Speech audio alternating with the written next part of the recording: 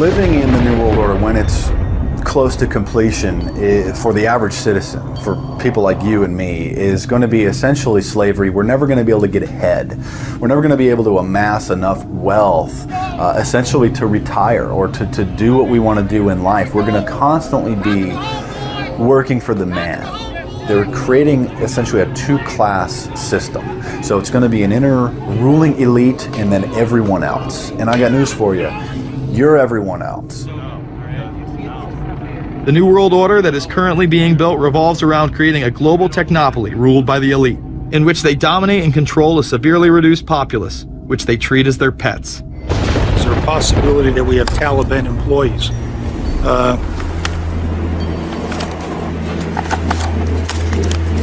The commander in the field, or I should say the COCOM commander, General Petraeus, has made it a conscious effort to as part of his coin strategy, to hire local nationals. I can't talk in this forum, nor am I the qualified guy to talk about it, but there is no doubt in my mind, one day you're on one side of the ledger, the other day you may be on the other side of the ledger. Biometrics have been instituted in both Afghanistan and Iraq, where individuals are subject to fingerprint devices, iris scanners, and electronic databases to screen local residents as well as DNA tests. This includes anyone within the populace of a combat zone. Someone has to go out there with the biometric registration equipment, take your iris scans, take your scans and get you registered in the system like that. As scary and tyrannical as these systems seem to be, none may be as dangerous as the implantable RFID microchip. Through various pretenses, including terror, security, and entertainment, the chip has been promoted and integrated into society. In 2001, following the 9/11 terrorist attacks, the Jacobs family became the first family to be injected with microchips in front of a live television audience. We have a Florida family who are really pioneers in a brave new world. They have volunteered to be the first ever to have microchip identification devices implanted into their body. After 9/11, I was really concerned with the security of my family. In 2004, the FDA approved the use of RFID technology to be implanted into human beings. However, studies dating back to the 1990s show the implantable microchip has been linked to cancer in animals. But this has not slowed the agenda of control. It has never been easier to order a microchip online and implant it under your skin. Microchips implanted in your hand, arm, or shoulder is just the beginning. Some have already taken implantable brain chips that may enable the blind to see again, the deaf to hear, and much, much more, including the ability to download information directly into the brain and instantly communicate with anyone in the world, creating a worldwide mind. It's very interesting that the way that the New World Order is going is moving towards a system that is identical to that, whether it's going to be an implantable microchip, an RFID, a thumb scan, whether it's going to be some sort of a tattoo. Imagine a planet where every human being is required to be chipped at birth. This would be the final tool implemented in a command and control world government system in which the elite rule the masses with total control of their lives. Cash is becoming weeded out.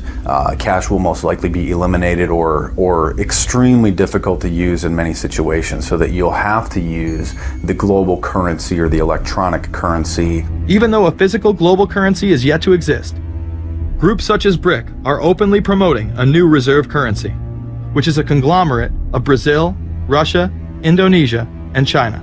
Get everyone in the whole world using one currency, which some people think that's a good idea. Russian President Dmitry Medvedev recently showed off a sample coin of the new world currency at the G8 in July of 2009.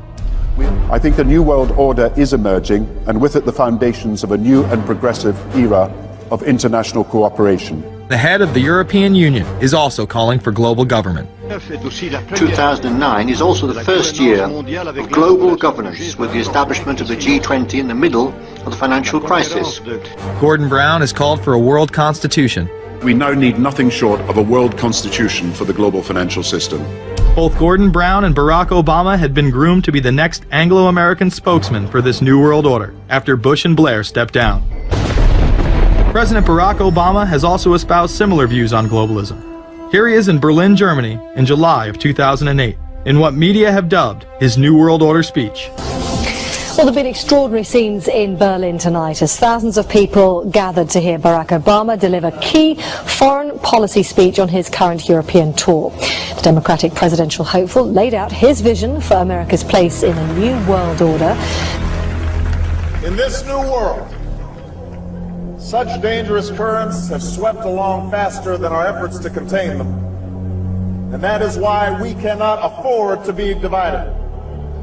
No one nation, no matter how large or powerful, can defeat such challenges alone. In this new century, Americans and Europeans alike will be required to do more, not less. Partnership and cooperation among nations is not a choice.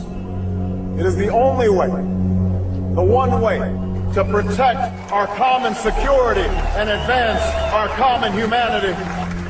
That is why America cannot turn inward. That is why Europe cannot turn inward. America has no better partner than Europe. Now is the time to build new bridges across the globe as strong as the one that binds us across the Atlantic. Now is the time to join together through constant cooperation and strong institutions and shared sacrifice and a global commitment to progress to meet the challenges of the 21st century. Barack Obama also became the first sitting president to ever become the chair of the Security Council for the United Nations, which only further cites his allegiance to world government. The New World Order will stop at nothing to achieve planetary dominance, whether it be assassination, wars based on lies, and even a phony environmental movement. So it should come as no surprise that they have been tracking, tracing, and databasing our lives for years. Many people are aware that the Bush administration engaged in warrantless wiretaps on American citizens. What they don't understand is that it has come out in court that all the major telecommunications companies have been secretly storing every piece of data received from our phones and our computers and handing them over to the National Security Agency. You heard about the government secretly listening in on phone conversations without a warrant. But there is evidence that your email is also being tapped. The government has been intercepting most emails as part of its terrorist surveillance program. That program has been criticized as illegal because it's missing an important ingredient: search warrants. Several years ago, Klein says he came to suspect that AT&T had installed secret computer gear designed to spy on internet traffic. In the United Kingdom, it has been established there are over 4 million CCTV cameras. That is around one camera for every 14 citizens. Their purpose is not to solve crime, as it takes 1,000 CCTV cameras to solve just one crime. It is to create a tattletale society in which everyone is under constant surveillance by the state and those around them. Your every move in both your home and the outside world is under constant surveillance by a criminal elite who operate above the law.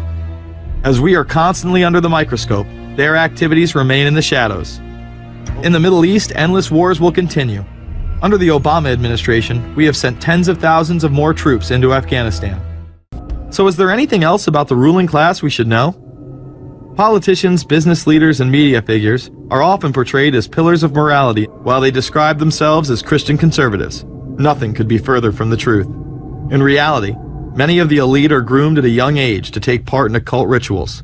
Those who attend Yale are indoctrinated into the Order of Skull and Bones, an elite secret society cloaked as a fraternal order. Yale University is 300 years old this year, and were you to visit its campus, you would see that it still has exotic clubhouses, which look like tombs where Yale's legendary secret societies meet. Their prestige and importance have largely evaporated, but the rituals are still a secret.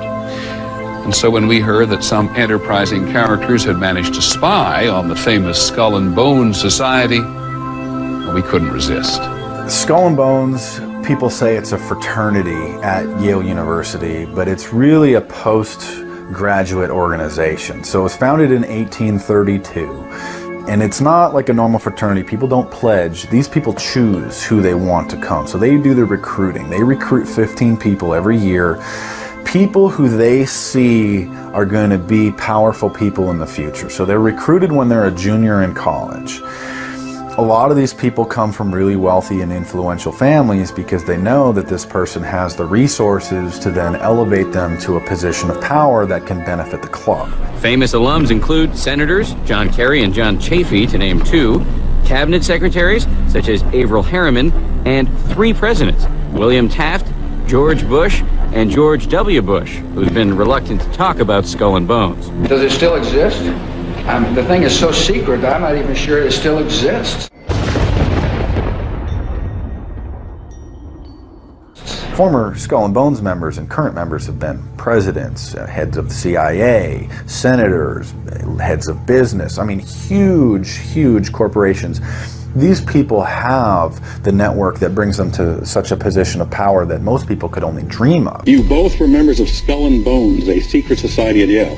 What does that tell us? Not much, because it's a secret. Is there a secret handshake? Is there a secret code? I wish there were something secret I could manifest. 322, a secret number? There are all kinds of secrets, Tim. You were both in Skull and Bones, the secret society. It's so secret we can't talk about it. What does that mean for America? The conspiracy theorists are going to go wild. I'm sure they are. I don't know. I haven't seen the web. Number 322?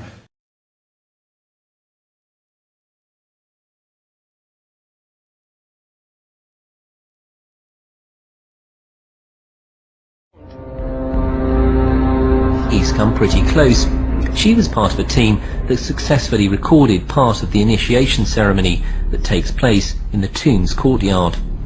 Okay, you have the doorway here. Yeah. Okay, then to the right you have a hedge, and then you have an evergreen tree. If you follow that line straight back, courtyard's in there. Ah, okay. So that's where they have the ceremonies in there. The outdoor part of it. Part of it was indoors. So we only got to see the outdoor part. Right. We only got and to listen to the outdoor part. God only knows what went on indoors. And what did you hear? What was it you know? You managed to get this unique it was access disgusting. It was gross. I mean, they were pretending to murder people.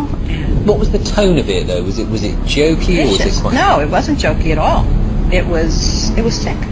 It's about the only way I can describe it. It was sick. 15 new members of the club are being introduced into the macabre rituals of Skull and Bones by the senior students who are about to graduate. The club has what some might see as a strange fascination with death, skulls and bones. There's the chants too, difficult to hear first of all, but including the devil equals death, and death equals death.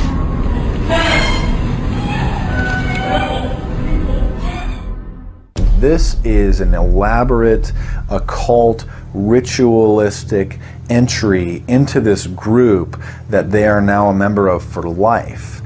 This culture of death and the occult continues long after college. Later on in life, these pagan rituals carry on in the redwoods of Sonoma, California. And what is the Bohemian Grove? Well, it's a kind of summer camp for the powerful, an all-male gathering in great secrecy. This group was formed in the late 1800s by artists, industrialists, and politicians. Bohemian attendees worship the owl as their deity. The Aztecs, Mayans, and other natives of Mesoamerica considered the owl a symbol of destruction and death. This is why the opening ritual for the club is the cremation of care. During the ritual, the effigy of a baby is rowed across the water by the Grim Reaper and given to a high priest, who then tosses it on a fiery sacrificial altar of a 40-foot owl god. It is an earth-based ritual in which care is burned away. The conscience is symbolically cast aside so that they may ignore the pain they have inflicted on others for the advancement of their own agendas. With this ceremony called the cremation of care, that begins the 2-week encampment where the body of dull care, symbolizing woes and concerns, is burned on an altar in front of a big owl statue. When that ceremony ends, they all start to cheer and yell. Now a question. What have Herbert Hoover, Art Linkletter, Jack London, and Richard Nixon all had in common?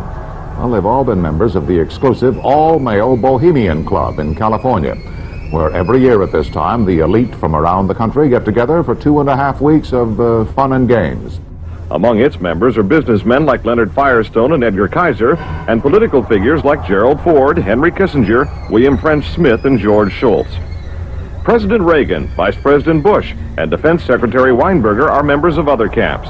Richard Nixon is a Bohemian, and so are high-ranking executives of such companies as Eastern Airlines, Standard Oil of Indiana, and Bank of America. For the most part, the men of Bohemian Grove are over 50, highly successful, and, according to many employees, politically conservative.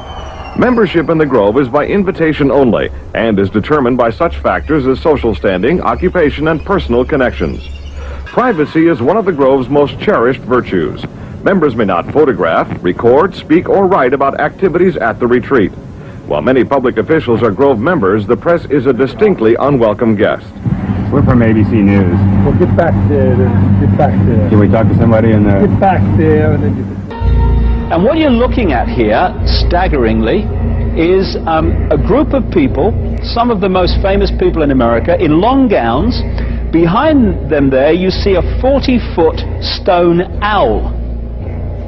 And there's the fire between them, next to the lake at Bohemian Grove. Now, one might wonder, understandably, why the people that run the banking, political, economic system and the media in America should be dressed in long robes doing a ceremony to a 40-foot stone owl. I think we should be told. You see, for over 120 plus years in Northern California, in Sonoma County, on a 2,700-acre secluded redwood grove, leaders from around the world, prime ministers, chancellors, presidents, governors, again, the heads of industry, banking, academia, the media, Hollywood, travel there to engage in bizarre, ancient Canaanite, Luciferian, Babylon mystery religion ceremonies. We were inside 4 hours. That's only one day out of the 2 weeks that they meet there for the admitted Summer Fire Festival of the Bohemian Club. Bohemian Grove that I attend one time at a time. It is the most faggy goddamn thing you will ever imagine. Again, we see people of the highest levels of power involved in the most repulsive and decadent of crimes. They couldn't care less about the code of conduct that's taught in all major religions about treating others the way that you want to be treated. And then they masquerade, they put this false front on that they're like everybody else, because your average person wants to do right, believes in some sort of a karma, believes in some sort of a divine justice in the universe. And so these people need to put on this front that they're like the average Joe in middle America, that they go to church every once in a while, and that they believe in an afterlife and a divine justice. And so they have to put on this front that they're like everybody else in order to get elected and to be accepted and to not have people look at them suspiciously, because if somebody goes around and openly admits that they were an atheist or that they were some obscure religion, people aren't going to throw their support behind them as much, and they're not going to trust them as easily. The reality of this behavior is never revealed to the public, as the media keeps any revelations quiet. Unfortunately, these type of activities continue to this day. The insanity is that we have allowed an interwoven elite criminal class to rule over us while posing as the saviors of the planet. This is not a new world order of peace and prosperity. It is not a world government to save the earth. During difficult times, we must remain ever vigilant against seemingly positive solutions imposed to suit their aims. Crises there will continue to be. In meeting them, whether foreign or domestic, great or small, there is a recurring temptation to feel that some spectacular and costly action could become the miraculous solution to all current difficulties. We are threatened by a superclass that control the flow of information and hide technology from the public. The prospect of domination of the nation's scholars by federal employment, project allocations, and the power of money is ever present and is gravely to be regarded.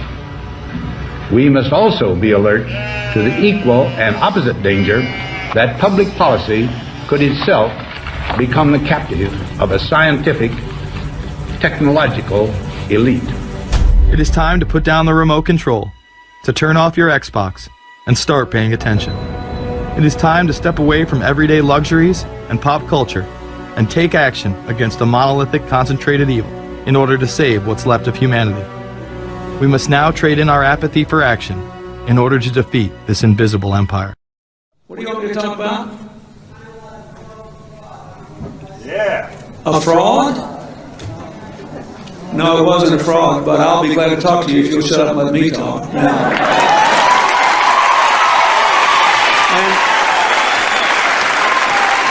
fraud, let me tell you something. I'll tell you a couple of stories about fraud. The Bohemian Club, did you say the Bohemian Club? That's where all those rich Republicans go up and stand naked against redwood trees, right? I've never been to the Bohemian Club, but you ought to go. It'd be good for you. Get some fresh air.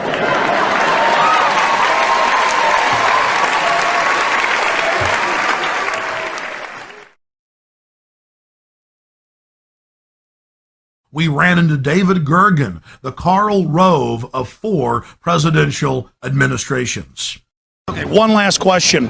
I read a Washington Times article many years ago where you had a comment about the organization, and then now it's been in the Wall Street Journal, it's been in a lot of different newspapers, and that's the Bohemian Grove. And back in, 1996, when you joined as a Clinton advisor, the Republicans were criticizing you, oh, what about Bohemian Grove? And then you countered them by saying, hey, I don't run around in the woods naked. What did that mean? Here is the before-mentioned Washington Times article where he said, I didn't run around naked like they do. I don't know what quote you're referring to. I'm not aware of any quote like that. Listen, I am a happy member of the Bohemian Grove. I like the folks who come there, and it's really inappropriate for me to talk about the group beyond that. Thank you. Have you been there for the ceremony with the cremation of care? Frankly, I don't think that's something I need to talk to you about. Really? That's right. Well, I'm Alex Jones, and I snuck in there in 2000. I'm the guy that blew it wide open and got the video. It's been on national TV. Well, I disrespect you for that. You do? I do. But it's a lot of big public officials going in there. Don't we deserve to know? I don't know anything about you, and I don't know anything about your film. But if you go in there with an understanding, you violated that understanding by releasing that film, and I don't respect you for that. Really? But we have public officials. I'm sorry. You took an understanding when you went in there that you would not do that film. And did you have an understanding when you went in there? No. Did you crash it? Yes. Yeah, and it has no trespassing signs there too, doesn't it? No, they put them up after. Oh, I'm sorry. Just walked in. I'm sorry, sir. I've been there before. I know what the circumstances are, and I'm sorry you violated the understandings. That was not a gentlemanly thing to do. But what about the ritual? Is the ritual gentlemanly?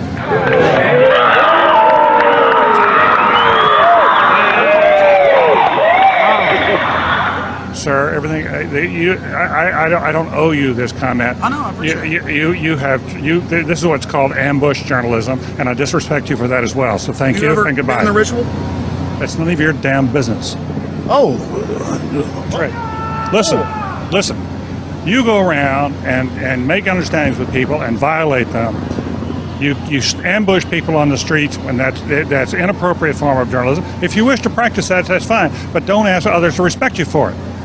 If you want to, you can do. You're a free American, like anything you want. If you want to be uncivil and rude and ungentlemanly, that's up to you. But don't expect the rest of us to say, "Oh well, you're there, Mr. Gergen." I'm sorry, nobody sets policy in there. We try to be gentlemen, and obviously, you don't belong there. Weaving spiders come out here. Yeah, that is a 3-pointer. Woo! Look how strangely he behaved when we brought it up. Why is he acting so secretive? And why did he get so angry when he discovered that we'd snuck in? You see, they take it very, very seriously. This is one of the hallmarks of the occult and secret societies. The word occult means secret. Secrecy is part of their religion. They revel in it. And when it's violated, they become extremely angry. How widespread is the occult? The answer is extremely widespread. Occultism in our society, and particularly in our government, at the highest levels of corporate America, is rampant. It's also important to note that the Grove itself was founded in 1872 by West Coast journalists, and that the National Press Club adopted the iconography of the Grove for its Great Seal. There are 3 major icons used in the cremation of care ritual. Moloch, the owl idol, the curved staff carried by the high priest, and the eternal flame lamp, the Arabian-style lamp, which the priest uses to ignite his torch, which he then uses to burn the human effigy care. Our social lives, going to the football game or the PTA, a little bit different than your average world leader or corporation chief. No, in their spare time, they worship Moloch and do mock human sacrifices. We just need to get used to that and accept them as our leaders. Think about it. If your neighbor was engaging in mock human sacrifices to Moloch, the demon idol that was worshipped all over the Mediterranean and the Middle East, would you let that neighbor walk your dog or house sit, or how about babysit your children, or be in control of the nuclear launch codes? Well, let me give you a revelation. They are in control of the national deficit, of Congress, of your bank account, of your local police department, and they see you as cattle, as their slaves.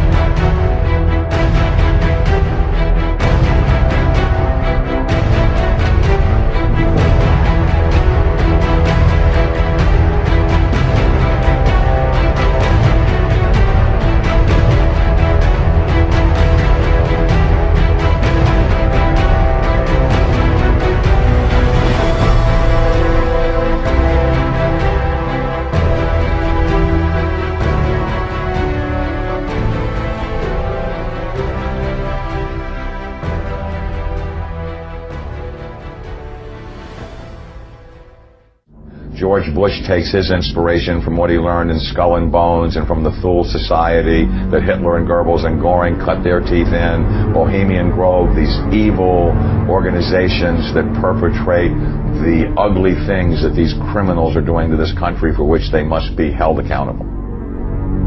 They are the most violent, dirtiest people on the face of the earth. Somewhere Americans are going to have to take their country back and start finding out who are these people. Who are these people we call our representatives, the Bushes. George Bush, the president, his father, went around the country talking about a new world order. The people who are running this country from behind the scenes do not care a thing about Americans or bloodshed anywhere.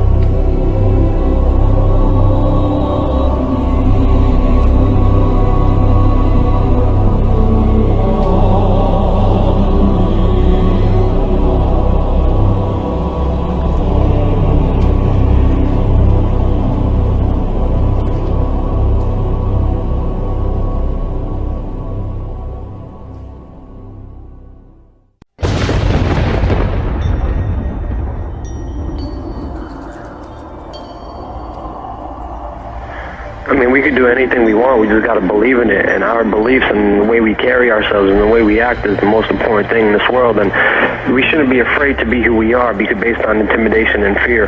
This government uses fear and depression as their major tools of oppression. And we have to understand we can't be scared. We can't be depressed. We have to think positively. We have to do good things. And it's not about me. It's not about individuals. It's about all of us standing up for what's right. And when we all stand up, that's going to be the significant amount of change that we're going to see in this world. That's going to be the time where we're going to take this country back for what it's supposed to be, truth, liberty, and love. And that's the main principles behind We Are Change. Standing up there as individuals, empowering ourselves and motivating more people to stand up with themselves. You know, and again, don't ever be afraid to be who you are. Don't ever be afraid to speak what you know. Just get out there, believe in yourself, and you have a short life to live. Make sure you live a good one.